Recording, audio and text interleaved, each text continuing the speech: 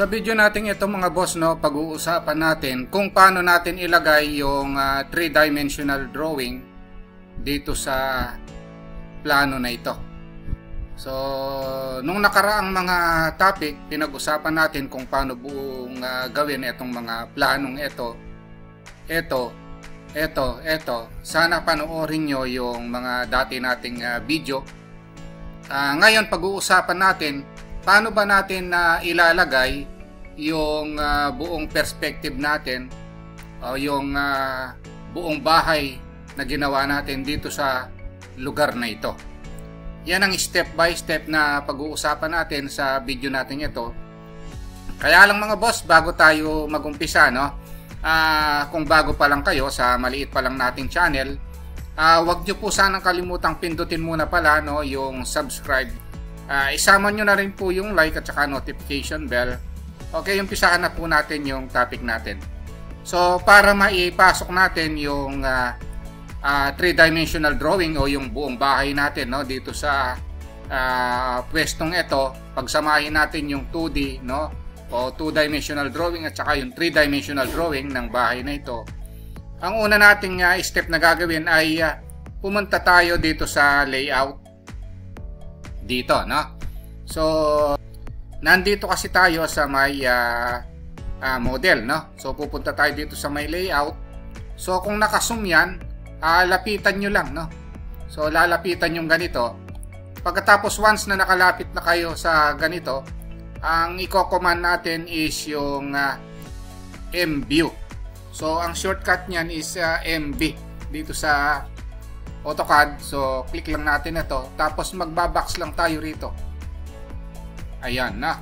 So, as you can see, itong mga view na nakikita natin dito, mga drawing na nakikita natin dito ay hindi pa yan, no? Double click tayo rito sa loob, no? Para maging active tayo dito sa loob. So, kailangan hanapin natin dito sa view.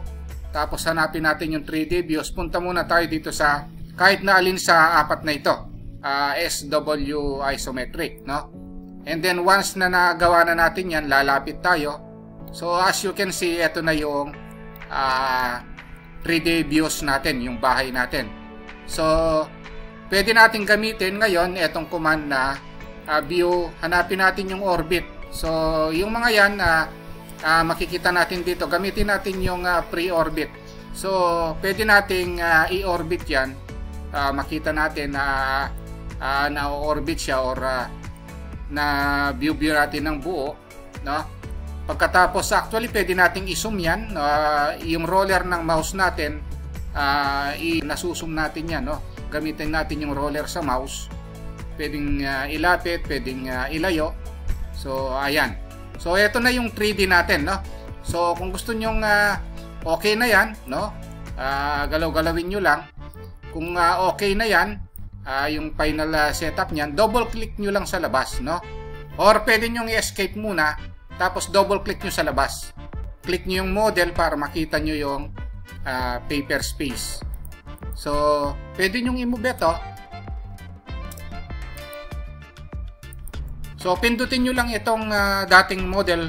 Ito na yung naging paper, no? So, magiging paper yan. So, maglalaro lang tayo dito sa model, no? Tapos layout and then yung paper. So ito na yung 3-dimensional drawing ng bahay natin, no? So ito na yung 2D floor plan. Na-discuss naman natin lahat yan. Front elevation, paano gawin yan. Tapos ito mga left, right, pati itong perspective na ito na-discuss natin doon sa mga previous videos natin, no? Sana panoorin nyo yon.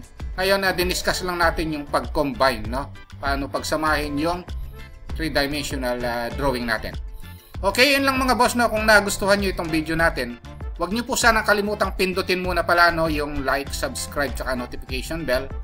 Thank you very much at God bless po.